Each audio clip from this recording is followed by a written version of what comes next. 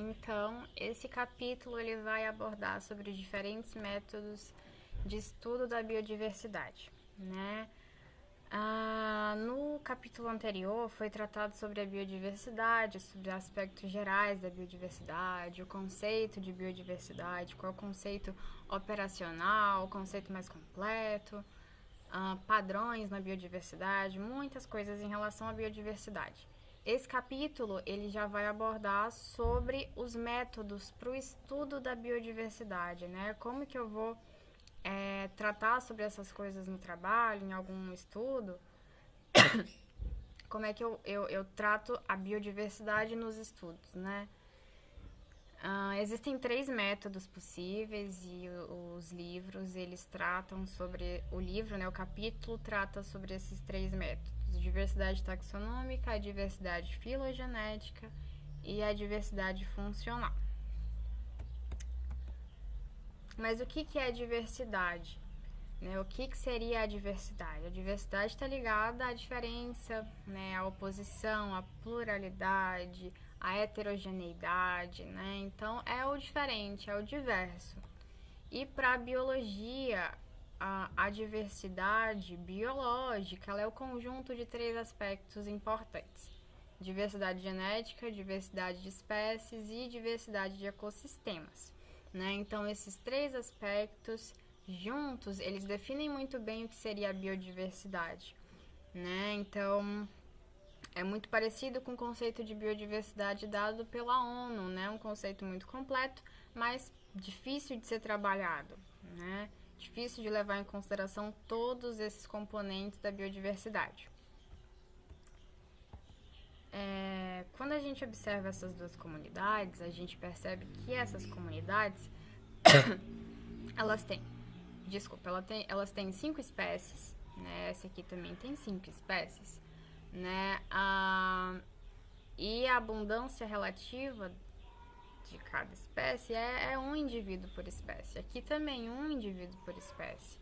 Se a gente pensa que essas comunidades elas são iguais, isso é correto do ponto de vista da diversidade filogenética, da diversidade taxonômica, né? Isso é verdade, mas sobre em relação aos critérios da diversidade taxonômica, é verdade sobre essa ótica.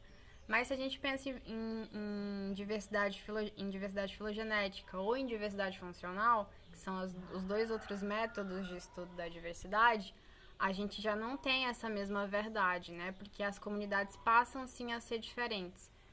Filogeneticamente, essa comunidade aqui representa uma família, né? Uma família de peixes que são muito similares. Se a gente observa as características desses peixes, né? Um olho relativamente grande, posicionado assim numa mesma região, um focinho de tal forma, uma nadadeira caudal bem parecida, né? Coloração, os tons são parecidos, é tudo muito parecido. A diversidade filogenética é baixíssima e a diversidade funcional também, né? Porque a função, a morfologia, né? Ela espelha a função. Então, essas comunidades são iguais do ponto de vista taxonômico, né? Da diversidade taxonômica. Aqui a gente tem 5 espécies diferentes de grupos muito distantes, né? De ordens, né? Cada uma representando uma ordem. Então, a gente tem aqui uma diversidade filogenética alta, né? E funcional também, né? Esses peixes têm uma morfologia muito diferente, têm um corpo diferente. E isso reflete na função daquele organismo, né? Que aquele indivíduo desempenha na comunidade, né? Reflete o nicho ecológico. Quando a gente observa essa outra comunidade, elas são iguais? Então, aqui eu tenho uma espécie, 2, 3, 4 espécies. Aqui 1, 2, 3, 4 espécies. A gente tem a mesma quantidade de espécies e a abundância relativa também é a mesma. Para a diversidade taxonômica é a mesma coisa. Mas se a gente pensa em diversidade funcional, são bichos completamente diferentes. Quando a gente se a gente leva em consideração o nicho, né, desses animais. Aqui já não tanto, né? A gente tem aqui 4 indivíduos que representam 2 espécies que têm um nicho parecido, né? E também são filogeneticamente próximos, e aqui também a mesma coisa. Então essas comunidades, elas não são iguais quanto à diversidade funcional e filogenética. E aí vamos para os métodos, né? A diversidade taxonômica é o primeiro método estudado. A diversidade taxonômica, ela diz respeito à riqueza de espécies, né? Essa imagem aqui, ela coloca a distribuição de espécies de vertebrados terrestres e por cor, né, ela separa os locais mais abundantes dos locais menos abundantes, né? Em azul, menos abundantes, e em cores mais amareladas, né, laranjadas, é a maior abundância. A gente percebe que a maior abundância de espécies de vertebrados terrestres está aqui no trópico, na região tropical. Né? Então, quando a gente fala de diversidade taxonômica, a gente pensa em diversidade de espécies, riqueza de espécies, e a gente pensa também que a riqueza de espécies, ela sempre tem que estar acompanhada com abundância, né, relativa a cada espécie. Porque isso também contribui para a estrutura da comunidade, né? E do ponto de vista da diversidade taxonômica não pode faltar, essas coisas andam juntas. E para a diversidade taxonômica a gente tem índices. Os índices, eles caracterizam a comunidade. Esses índices, eles caracterizam uma comunidade, eles são muito importantes, né? Porque são as medidas que a gente tem para a diversidade taxonômica, né? Eu não lembro bem o nome desse índice aqui, mas é Chernow, não lembro muito bem o nome, mas é um índice, né, que quando calculado para uma comunidade em relação a outra comunidade, né, sempre em relação a outra comunidade, a gente consegue comparar essas comunidades. Assim a gente consegue comparar. Então os índices eles nos resumem a complexidade em poucas propriedades mensuráveis, né? Então eles são o que tem, mas eles mais escondem do que revelam, né? Mas é o que tem para se utilizar para você entender a diversidade taxonômica, né? Aqui a comparação entre duas comunidades, um índice aqui para uma comunidade 0,6 e esse 1,6. O índice maior, então a comunidade B é mais diversa taxonomicamente do que a comunidade A, né? E aí tem todo um cálculo, alguns dados, variáveis, né, para você chegar nesses resultados.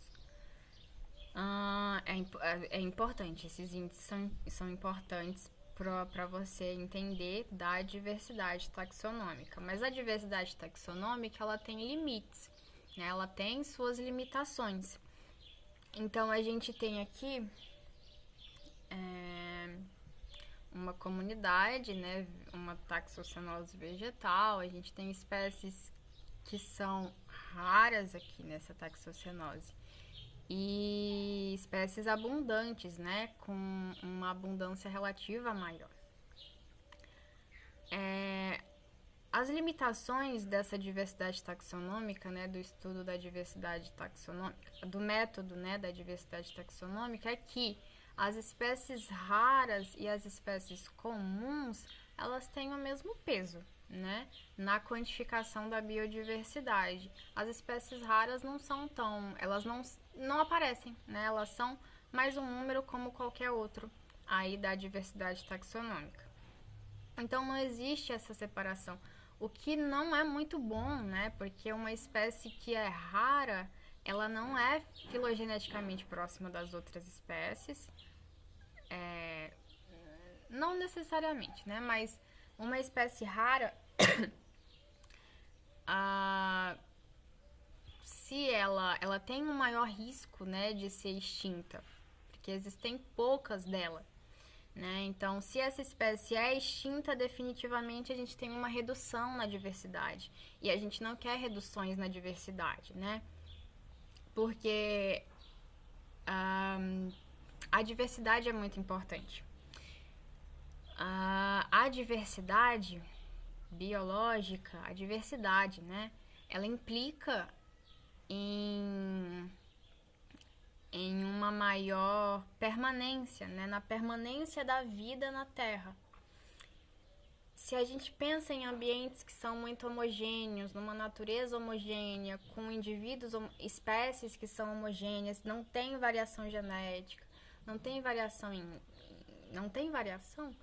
o que acontece, né? Se caso viesse a ocorrer algum evento, um fenômeno que atingisse um indivíduo porque ele tem determinada característica, não ia atingir só aquele indivíduo, porque não é só ele que tem determinada característica, né? Todos os indivíduos ali daquele agrupamento, daquela comunidade, se eles são muito parecidos geneticamente, né, em tudo, todos eles vão ser extintos, né? Então a gente tem uma perda da vida. Se eu conservo a diversidade, se eu promovo essa diversidade, então a gente já tem uma maior perpetuação, uma perpetuação da vida na Terra. E é isso que a gente tem que buscar, né? E não é isso que os ambientes homogêneos eles fornecem, né? E grupos homogêneos fornecem. Então a diversidade ela é importante demais. Mas a diversidade aqui a gente está falando da diversidade taxonômica, né? E ela tem limitações. Além dessa limitação de que ela não enxerga as espécies raras, muitas espécies não foram classificadas ainda. Como que eu consigo estudar a biodiversidade partindo das espécies se a vasta maioria delas não foram descritas, né? Não são espécies conceitualmente falando, não são espécies ainda. Não tem como, então eu preciso das espécies e muitas espécies não foram descritas ainda, né? Então a diversidade taxonômica ela encobre muita coisa, né? E fica complicado estudar a diversidade em sua totalidade se eu utilizo só a diversidade taxonômica. Então aqui a gente tem 2 exemplos de peixes. E sobre a história evolutiva desses bichos, é importante? É importante a história evolutiva, né? O uso do habitat, recursos alimentares é importante também. Tolerâncias às condições ambientais é importante. Os processos ecológicos, o nicho, tudo isso é importante. Mas a diversidade taxonômica não trabalha com isso, né? Então a gente tem uma visão da diversidade do ponto de vista da taxonomia, né? Que exclui todas essas coisas, né? Então ela tem limitações, mas ela é o método, né, para o estudo da diversidade, o método mais utilizado. Algumas premissas, né, do índice de diversidade taxonômica. Então, as espécies elas são consideradas a mesma coisa, né? E é isso que a gente consegue, né? O máximo que a gente consegue com a diversidade taxonômica é saber quantas espécies tem e a abundância relativa. Um outro problema também seria que para indivíduos como esses, aqui eu tenho um indivíduo, aqui outro indivíduo, mas é a mesma espécie, né? Eu considero a espécie, o estádio metamórfico desses bichos não me interessa, né? Na diversidade taxonômica não é relevante, né? Só o que é considerado é a diversidade, é a riqueza de espécies e o que acompanha a riqueza de espécies, que seria a abundância relativa.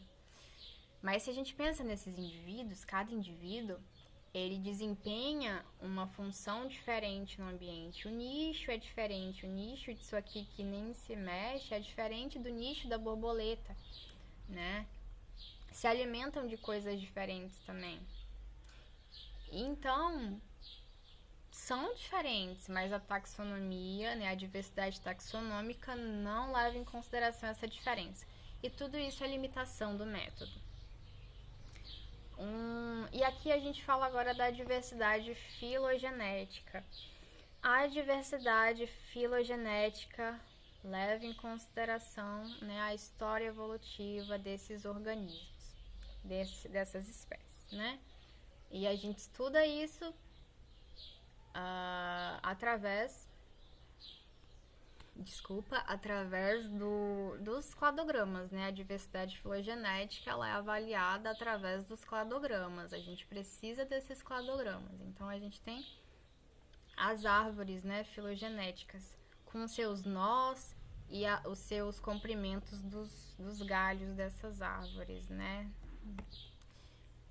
Quais são as premissas para se estudar a diversidade filogenética, né? A gente tem que entender que as espécies mais próximas filogeneticamente são espécies mais similares, né? Então, isso é proporcional. Espécies próximas são similares, né? O princípio do conservadorismo dos atributos. Para May, né, uma maior diversidade filogenética também está relacionado diretamente com uma maior diversidade genética. Então, assim, eles andam lado a lado, né? Se eu tenho maior diversidade filogenética, eu tenho maior diversidade genética. Se eu tenho menor diversidade genética, eu tenho menor diversidade filogenética. A extinção de uma espécie sem parentes próximos em uma comunidade configura uma perda de informação genética muito maior do que a extinção de uma espécie com parentes próximos, né? Isso é importante, né, da gente pensar, porque se a gente tem uma espécie muito distante de um grupo, de outros grupos, né, então ela tem o parente mais próximo dela, na verdade, é bem distante, né, em comparação a outras espécies. Se essa espécie é isolada, assim, a perda, né, dessa espécie é a perda de toda uma história evolutiva, né, de todo um caminho traçado pela evolução para que aquela espécie exista. Então é uma perda muito grande e é uma perda genética muito grande, porque uma distância filogenética grande também diz respeito a uma distância genética grande, né? Então é uma perda muito grande, uma perda muito grande. Igual a gente visualiza aqui duas comunidades. Uma comunidade de besouros aqui, né, são 9 espécies. Aqui são 5 espécies. Aqui é um gênero. Aqui é uma família e uma ordem. Aqui é menos espécies. E então a gente tem uma diversidade taxonômica baixa aqui. E aqui uma diversidade taxonômica alta. Se eu tenho que ser a favor da diversidade, deve ser conservado onde tem a maior diversidade taxonômica. Mas a diversidade filogenética aqui é diferente. Porque aqui a gente tem indivíduos que são muito distantes, são 5 gêneros, 5 famílias, são 4 ordens diferentes. É filogeneticamente distante. Então aqui dificilmente a perca, né, de um desses indivíduos representa muito. A perda é carregada de significado evolutivo, genético, então é uma perda muito significante, né? Enquanto que aqui é um indivíduo que é próximo de outros indivíduos, é uma espécie próxima de outros indivíduos. Então, do ponto de vista da diversidade filogenética, é uma perda menor, né? Porque não carrega todo um caminho evolutivo exaurível, né? Cansativo. Então, a gente tem aqui 9 espécies, um gênero, uma família e uma ordem. A perda aqui não vale tanto quanto aqui, para a diversidade filogenética. Ainda é uma perda, mas não significa tanto quanto perder um representante de uma ordem diferente, né? Essa imagem representa a mesma coisa, né? 3 comunidades com 5 espécies aqui, 5 aqui, 5 aqui. Mas a diversidade filogenética é gritante nesta daqui, né? Porque a gente tem indivíduos bem distantes filogeneticamente. A perda de uma dessas espécies para essa comunidade que é montada assim, né? Tem essas espécies, é muito grande. E aí a gente tem que analisar os cladogramas quando a gente fala de diversidade filogenética, né? A gente tem os nós, né? Os nós é onde uma determinada espécie ela se especia, né, em duas outras espécies, né? Então, de um ancestral a gente tem o surgimento de dois indivíduos que representam a descendência.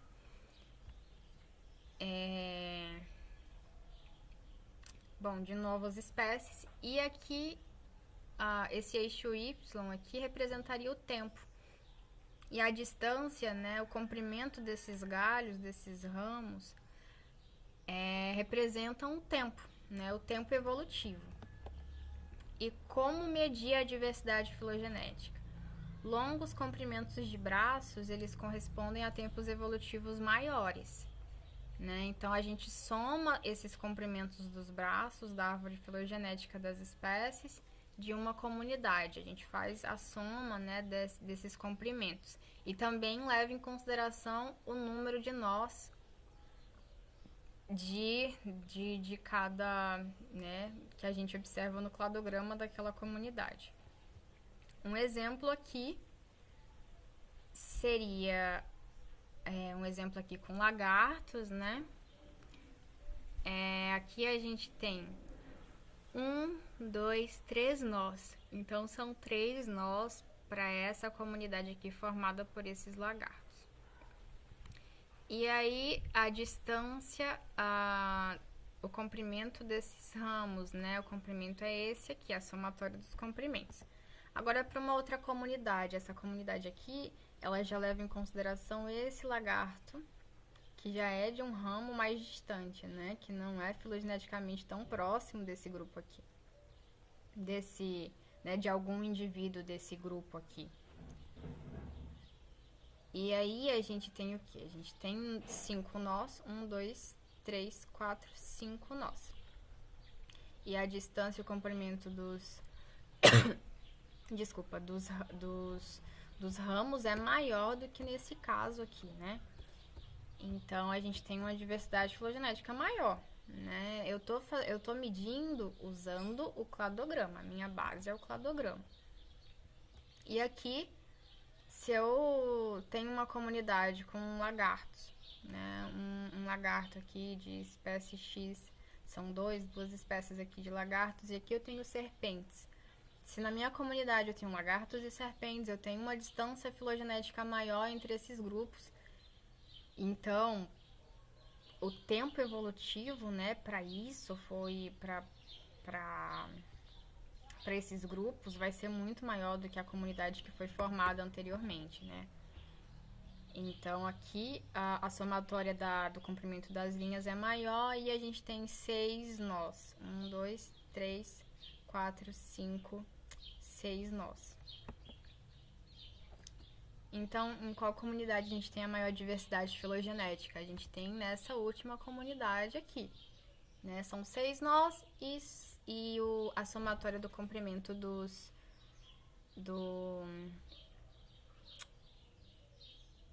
dessas linhas, né, que representam o tempo evolutivo é maior. E quanto às dificuldades do estudo da diversidade filogenética? Então, eu preciso que todas as espécies de uma comunidade que está sendo analisada, elas precisam ser estudadas quanto à história evolutiva para que eu consiga encaixar em alguma hipótese ainda, né, uma hipótese filogenética. Existem muitas hipóteses filogenéticas para determinado grupo, para determinadas espécies, né? Então, eu preciso que as espécies elas tenham sido estudadas, né, quanto à sua filogenia, e eu consiga um cladograma delas, né, da comunidade, das espécies daquela comunidade. Mas isso muitas vezes, achei que tinha ouvido uma coisa. Isso muitas vezes não é possível. Então, a diversidade filogenética ela tem essa limitação enorme. Não é possível de fazer os estudos porque a gente precisa dos estudos anteriores quanto à filogenia dos grupos, né? Sequenciamento das espécies e, né, por aí vai. Então é impraticável muitas vezes. E quanto à diversidade funcional? O que é a diversidade funcional, né? É a faceta da biodiversidade que quantifica o valor e a amplitude dos atributos funcionais das espécies em uma comunidade. Então ele fala aqui dos atributos funcionais que são mensuráveis das espécies na comunidade. O que são os atributos funcionais, né? É qualquer característica fisiológica, morfológica, fenológica que é possível de ser medida, né, a nível individual e que vai estar relacionada a uma função, né, que se sabe que está relacionada a uma função ou adaptação das espécies. Então aqui, por exemplo, atributos vegetais. Quanto à diversidade funcional, uma função, absorção de água e nutrientes. A gente sabe que a raiz, ela desempenha isso. Então, o que eu posso medir, né, que reflita a absorção de água e nutrientes? A densidade, o diâmetro e a massa específica da raiz são atributos funcionais que podem ser medidos, né? Então, eles refletem uma função e a gente tem um aspecto da diversidade funcional daquela comunidade. Então, o atributo funcional, o que vai ser medido pode ser muitas coisas, né? Então, a gente tem aqui folhas de uma árvore com diferentes formas, né? Então, voltando aqui.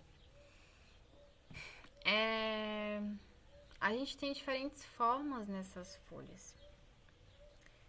Essa morfologia diferente, ela deve representar uma função e a gente pode medir isso, né? E se a gente pode medir isso, é um atributo funcional. Então, diferentes formatos, espessura, essa parte, né, do limiar da folha também, como é que é o formato dessa região, tudo isso é um atributo funcional. Pode ser medido, né? Para as sementes também, né? Aqui para as aves, né? A gente tem o formato do bico da ave, né? Então o comprimento do bico, a espessura, o comprimento do bico, a curvatura, tudo isso representa o que aquela espécie é quanto ao seu nicho, né? Quanto à função. Aqui a gente tem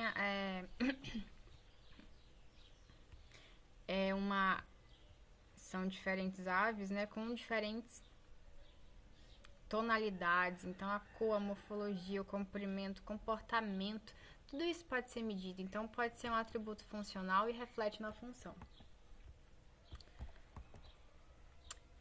Aqui tem um trabalho que mostra, né, essa relação, um trabalho que foi estudado justamente utilizando o método da diversidade funcional. Então aqui ele relaciona, por exemplo, a posição do olho, e aí tem o cálculo tal, né, que é diretamente relacionado com a preferência da posição na coluna d'água. Então tem essa relação e você tem um atributo funcional medido aqui.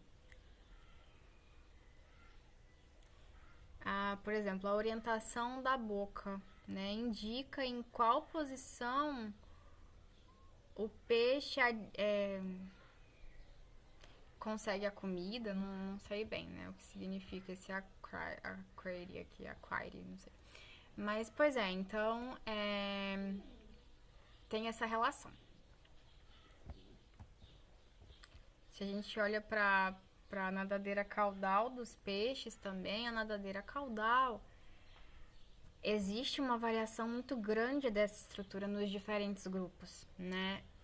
E a gente pode medir várias coisas aqui, né? O formato é diferente, né? Aqui tem mais raios, uma tem menos raios. A gente consegue esses atributos, né? Medir essas coisas. E elas vão estar ligadas com funções diferentes nesses animais. Então, incorporando essas diferenças entre as espécies, a gente tem funções ecológicas que estão ligadas com os atributos das espécies e que nos permitem uma abordagem funcional. Então, como que eu vou medir essa diversidade funcional? Então, um exemplo. Aqui a gente tem duas comunidades, a comunidade A e a comunidade B. E a gente tem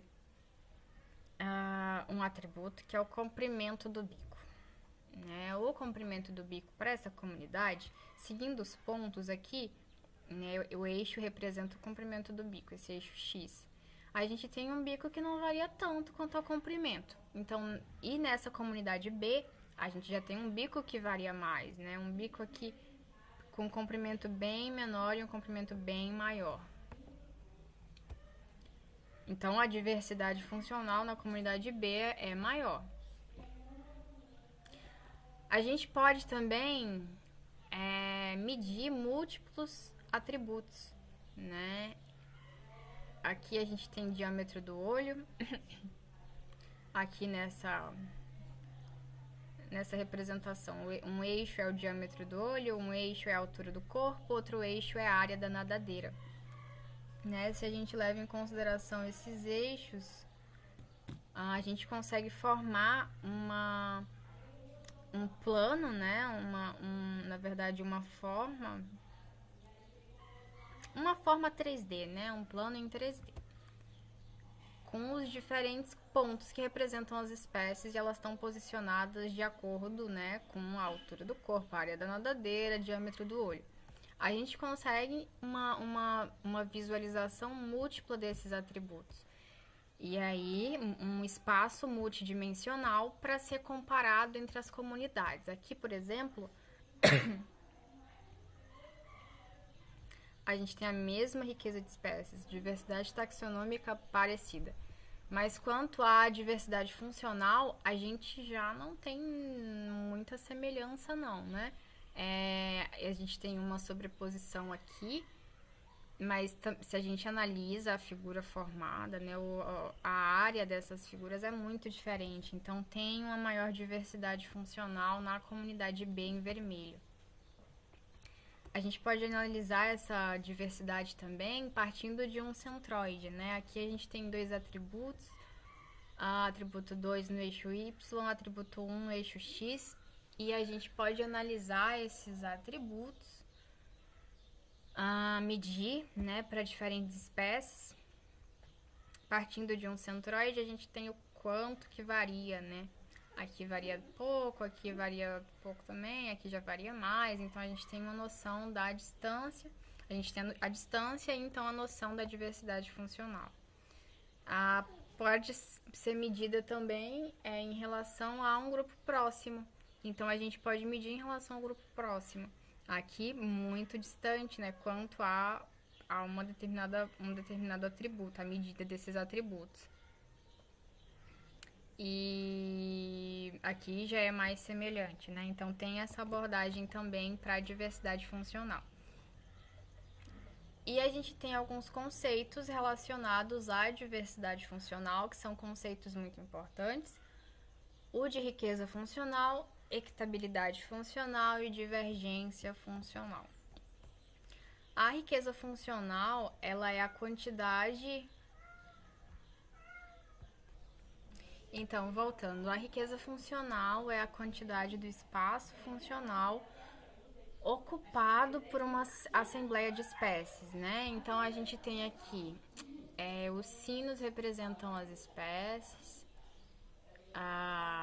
o eixo Y, a abundância relativa, né? E aqui embaixo a gente tem a área foliar, né? Para cá são valores mínimos, para cá valores máximos. Essa comunidade aqui, ela tem uma baixa riqueza funcional, né? A área foliar, ela tá restrita aqui a essa região mais central, né? Então, a gente não tem valores muito pequenos ou valores muito altos. A gente tem valores com tendências mais ao centro, né? E aqui também, uma baixa riqueza funcional. Aqui, valores que tendem mais ao mínimo, né? E aqui ao máximo. Acredito que isso aqui sejam duas comunidades diferentes, né? E aqui a gente tem uma alta riqueza funcional. São 4 espécies, a abundância relativa é semelhante aqui, né? E a gente tem uma área foliar que vai de valores mínimos a valores máximos, então tem uma variação boa. Alta diversidade funcional. A equitabilidade funcional, ela está relacionada a quão regularmente as abundâncias das espécies são distribuídas no espaço funcional. É regular ou não, né? Então a gente tem uma área foliar. Aqui embaixo, né, a área foliar. E a gente tem uma equitabilidade, um padrão, algo regulado quanto à biomassa das espécies para determinada medida, né, aqui da área foliar é igual. Já para essa não é igual, né? Algumas medidas, algumas áreas foliares têm menos espécies, né, com essa medida de área foliar do que outras, né? Então aqui uma baixa equitabilidade funcional. Aqui a gente tem aqui o próximo conceito é o de divergência funcional. O quão funcionalmente distintas são as espécies mais abundantes. Então aqui a gente pega duas espécies, as espécies mais abundantes, essa aqui é a mais abundante, essa também. Essa aqui que é a mais abundante, a área foliar dela, ela tem folhas bem pequenas, enquanto que essa outra espécie, folhas bem maiores, né? Então a área foliar aqui é bem maior. A divergência entre as espécies mais abundantes é alta. Já nesse caso aqui de baixo, a divergência ela é baixa, né? Então são duas espécies que são as mais abundantes, e quanto à área foliar, elas estão aqui nos valores centrais, não variam muito mais que isso, né? Então, é isso.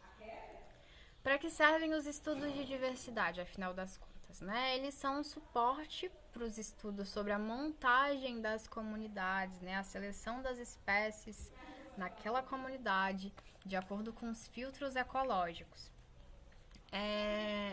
Então, além disso, também são suporte para análise e propostas de conservação das comunidades. São estudos importantes. Então, a diversidade funcional e filogenética e montagem de comunidades, né? Então, a montagem de comunidades é isso. É a seleção das espécies que vivem em determinada comunidade.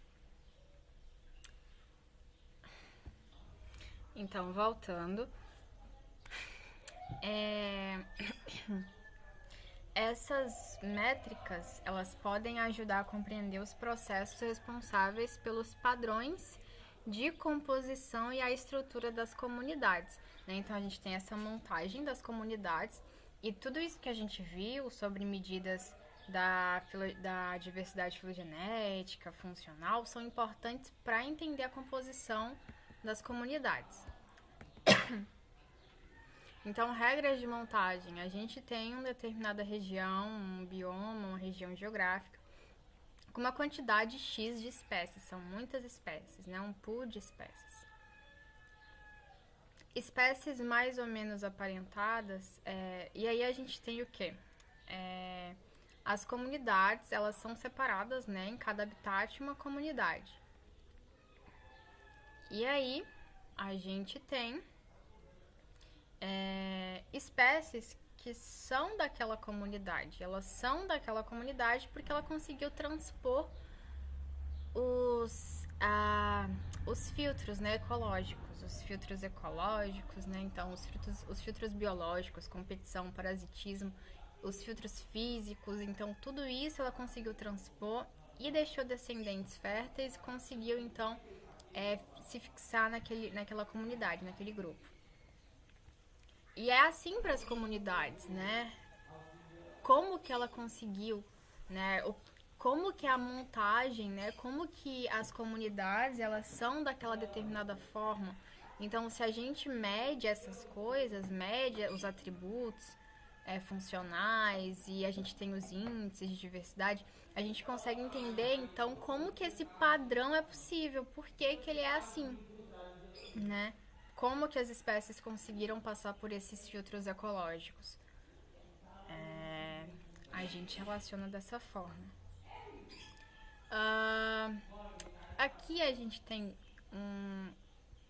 os rivolídeos, né? Uma família de peixes que são os peixes anuais. Esses peixes, eles sobrevivem às secas dos lagos, dos corpos de água onde eles vivem, graças aos ovos desses peixes, eles serem espessos, né? E eles conseguem sobreviver à seca, tudo mais. São ovos resistentes. E aí, quando o ambiente enche de novo, né? Então a gente tem água de novo. Esses ovos, eles eclodem e aí os peixes, a espécie sobrevive, né? A espécie consegue sobreviver. Esses bichos, né? Eles vivem num ambiente que o filtro é muito forte.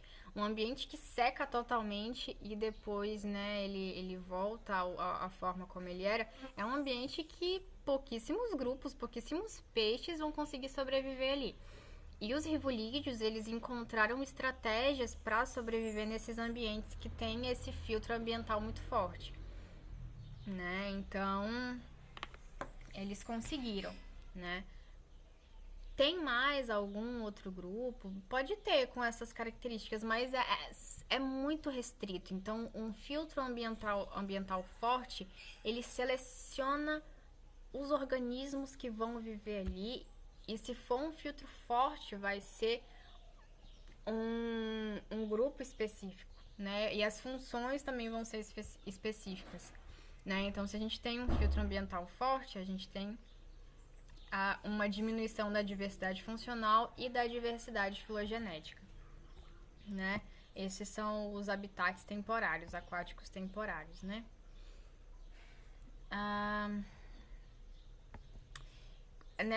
Nesse exemplo aqui, a gente tem uma comunidade com vários indivíduos, né? Várias espécies, 5 espécies. Eles são parecidos quanto a cor do pelo, né? A espessura do pelo. Eles têm olhos menores. Eles vivem também num ambiente de alta pressão, de um filtro ambiental muito forte, né? Esse filtro ambiental forte, ele selecionou alguns grupos, né? Quanto à diversidade funcional, ela é baixa.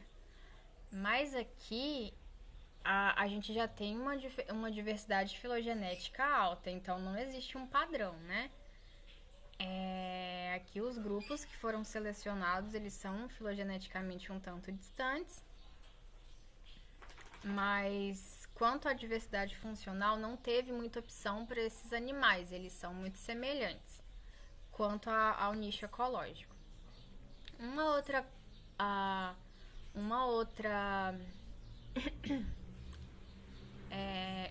outra característica importante seria a exclusão competitiva, a competição, né,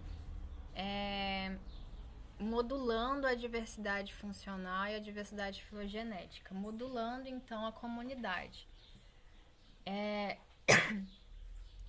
A gente tem a exclusão competitiva, né, que extingue espécies, né, leva espécies à extinção pela competição. E geralmente são espécies similares, porque elas ocupam o mesmo nicho, né? Então, se ocupam o mesmo nicho, elas estão em. A competição, a probabilidade de competição é bem maior. Então, nesse cladograma a gente vê, né? Espécies próximas foram extintas por competição. Por competição. Né? Então a gente tem uma diminuição dessas espécies que são parecidas com outras. E aí a gente tem um aumento da diversidade funcional, né? Porque está justamente extinguindo aquelas espécies que têm funções semelhantes. E a gente tem um aumento também da diversidade filogenética, porque está extinguindo espécies que são filogeneticamente próximas umas das outras. Uma outra possibilidade seria a radiação adaptativa, né? Então, a partir de um ancestral, a gente a descendência desse ancestral, ainda a gente está falando de um mesmo grupo, né? E o que a gente observa é que quando ocorre essa radiação adaptativa, a diversidade funcional ela é enorme, né? Houve uma radiação e a diversidade funcional ela se tornou diversa, né? Então a gente tem grupos que representam, que surgem aqui de um mesmo ancestral e são de um mesmo grupo, né? São próximos filogeneticamente. Aqui os perciformes, né? Os cicliformes. E então a gente tem uma alta diversidade funcional, mas uma baixa diversidade filogenética, né? Uma outra possibilidade. E aqui falando ainda das estruturas da comunidade, dos ecossistemas, né? A gente tinha estudado que os ecossistemas eles são muito importantes. Os ecossistemas eles funcionam como um sistema, né? Um sistema em que a natureza, né, produz uma série de coisas, de recursos, e os animais usufruem desses recursos. Os seres humanos também tiram desses recursos serviços, né? Então, serviços de provisão, de regulação, culturais, de suporte, todos esses serviços são aproveitados pelos seres humanos a partir da matéria-prima do ecossistema. Então, os seres humanos eles dão valor a essas coisas, né? Um valor monetário. E raras são as vezes que esse recurso ele volta para o ecossistema, né? Esse valor monetário ele é utilizado, né, para melhorar as condições da natureza ou algo do tipo. Isso dificilmente acontece. Então, se continuar assim, né, se a gente tiver essa interferência, essa retirada dos recursos, extinção de espécies, desmatamento, tudo isso, e isso não voltar, né, e não ser recuperado, a gente vai ter também uma perda enorme da diversidade. E a gente tem também uma perda desses serviços, né? Os serviços ecossistêmicos. Então, isso tem que ser pensado. Então, esse capítulo, ele falou sobre os diferentes métodos de estudo da biodiversidade, né? A gente viu 3 métodos para estudar a biodiversidade. Eles são métodos que não representam a totalidade, né, do conhecimento em relação à ecologia. Isso é impossível, ninguém alcança um conhecimento 100% verdadeiro, né, objetivo e tal. A gente tenta alcançar a verdade. E esses métodos são tentativas disso, né? Tentam alcançar a verdade, tentam alcançar, tentam entender, né, sobre a biodiversidade. E eles são métodos utilizados nos trabalhos. O método mais utilizado é o método taxonômico, que também é um método que tem muitas limitações, né? e depois vem a diversidade funcional. A gente estudou sobre tudo isso, viu as limitações e viu como esses métodos, né, eles nos ajudam a entender a montagem dos ecossistemas, né, como esses ecossistemas são estruturados. E é isso. Obrigada.